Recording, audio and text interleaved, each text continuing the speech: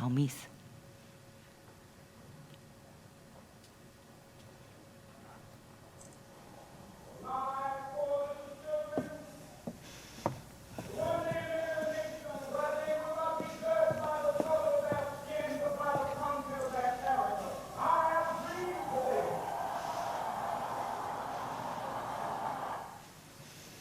Hello, TEDxFlanders. I do, too, have a dream. And do I want to compare myself to Martin Luther King? No, I don't. And do I want his fame? Certainly not. Do I want to allude that he has Asperger's as well? No, not me. But great minds inspire, and he inspired me for my dream. But first, I want to share with you how the dream came about. I've always known myself to be different. The clicker doesn't work. Okay. I've always known myself to be different, and not actually consciously different sort of thing, but I didn't always seem to connect to other people. There was always this sense of aloneness. And in kindergarten, I had this obsession to play with a gauge, and that really didn't take off too well with my peers.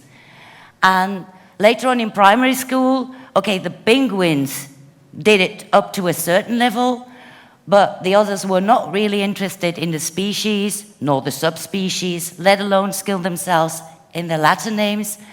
And, well, to be quite honest, the botany didn't do it either. No, they were practicing like mad to a nursery rhyme, learning the signs. And the nursery rhyme is called in Dutch, Ik zag 2 beren, translated as, I saw 2 bears preparing a sandwich. And to me, it made absolutely no sense at all. For one, bears do not eat sandwiches by nature. And secondly, they do not have the skills to prepare them.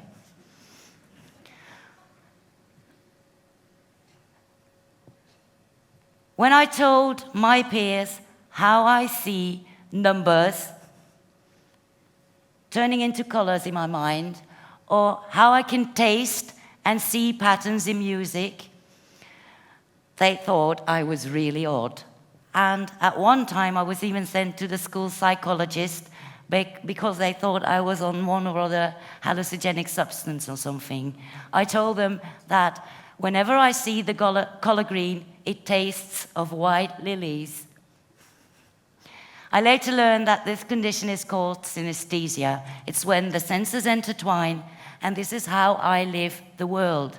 This is how I experience it, how I give meanings to objects, to sounds, sights, even to you people moving here, and this is just the way I am. But it gave me one explanation for why I was different, but it didn't account for the fact that I did not really connect. The sense of aloneness was still there. And I attached to objects rather than to people because they haven't been very nice to me. And after a while, I saw my peers, and they were mingling with each other and doing whatever those people were doing. So I started studying and copying their behavior. And I had a fixed set of strategies to try and connect to them. And the one was more successful than the other, to be quite honest. And I soon learned that you had to adapt your language to the group you reside in. When you're 18 years old and you say to somebody, your skin is very radiant and your proximity, it resonates on my epidermis, well, I should have just said, I guess I kind of like you.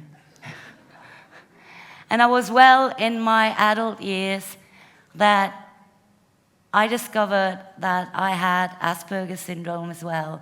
And I was already lecturing on autism and special educational needs, but not for one moment did it occur to me that it could apply to me as well. Because everything I read in the literature was different. It did not, I couldn't relate to it, not even in the theoretical literature. But you can imagine that when the diagnosis fell, it felt as if I got a life sentence. There I was, adult, being different again, being labeled, disabled, and having a blooming disorder.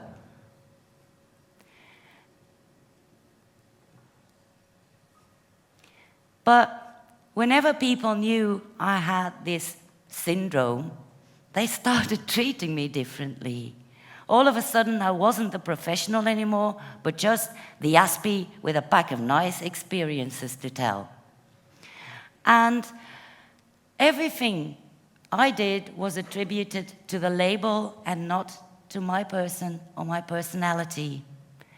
And what was even worse, I even alienated myself in a sense, because I started adapting to their expectations. And around me, I see a lot of my peers do the same now.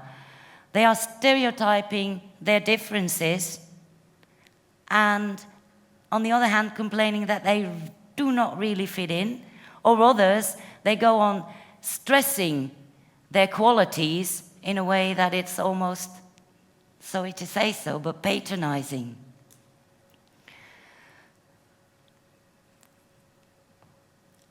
So we do have our qualities, and we do amazing things with our systemizing brains, but we do have our limitations as well.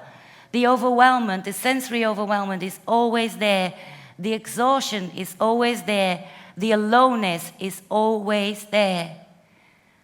But it doesn't have to keep you from doing things. It doesn't have to keep you from exploring the world. The only thing is, and that's one of my interests, one has to bring balance to the force. The World Health Organization did a good job at that.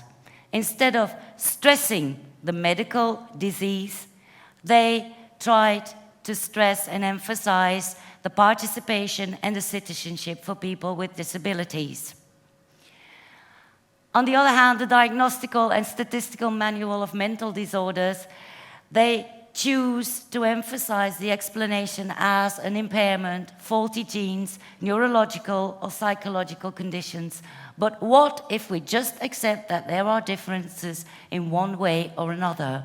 Then we do not need to classify them all the time in medical models. I like to look at it this way. If you want to go from point A to point B, you need a certain space in time to bridge. So the more detailed your world is, and the more fragmented your world is, the longer time you take in space to cover the distance. So if you would actually take these lines, stretch them out and measure them up, you would see that the bottom one measures out longer than the top one. And those curves gave me the inspiration for my model. The top ones, they live sort of on a globe-shaped world. You start at one end, circumnavigate your problem, and come out the other end. Not really challenging. But the ones who think like the bottom line, in a more fragmented way, they do not have a global overview to their target. So they live in more kind of torus-shaped world. And a torus is more complicated to circumnavigate, but not impossible once you know how to. The advantage is that you can plot out your targets and your goals on a torus as well. And the underlying medical causes become so irrelevant, and the physical characteristics are valued for whatever they are. You can become more independent and get a life. I use a torus for myself first, plotting out my life goals, and started taking up study again and circumnavigated my little world. And one of those goals I had was, what am I doing here? I'm trying to raise awareness for the different neurocognitive styles in the world. So it became my passion, and that's what I do. I'm trying to raise awareness for the neurocognitive diversity and equality in this world. And 1.5 years ago, I met Chris, and he was trying to raise awareness for the almost extinct tiger in the world. He was setting off on a trail. And we came into contact, and then I saw, or he saw, that I have a unique way of combining things. And the way I analyze things and brings things together made me fill in the gaps in his theory, and the way he thinks, with his other type of brain, fills in the gaps in my theory. And this is how we can work together, two brain types, and trying to match the puzzle, fortify each other's theories, and complement each other, for instance. And it was the first time in my life that me being different was regarded as being equal. And on a more concrete level, the TORUS worked as well. I encountered a young man with a young developmental age, and after a debacle, he's a Muslim. And as you know, in Arab, they don't really have a word for autism. They have a different opinion on abilities and disabilities, but his life is sort of empty after a debacle in his arranged marriage, and he unwillingly came into contact with the police, and he was sat there, and they were saying all things to him. And when I encountered him in the street, he said to me, "Wendy, look at what she did to me, and then they say I'm not normal." He made a political statement, and I could not refuse to take up the challenge with him. His life would get filled with things meaningful for him as well. And then there is Carl.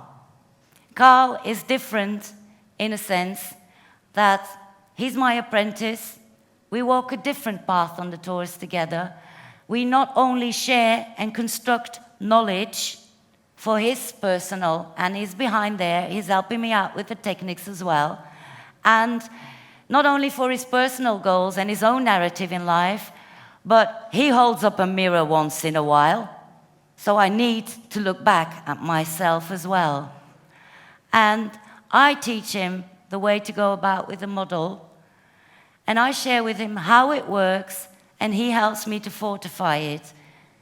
And I have the dream that he will take it up in the future.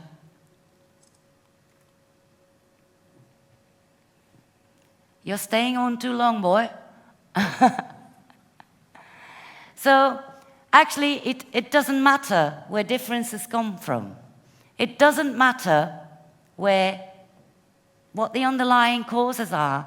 For as well as awareness starts with the willingness to listen, so does equality start by accepting the differences. For I have a dream that people will one day live in a world where they will not be judged by their genetic constitution or their brain type, but by the content of their character. I have a dream today. Thank you, Flanders.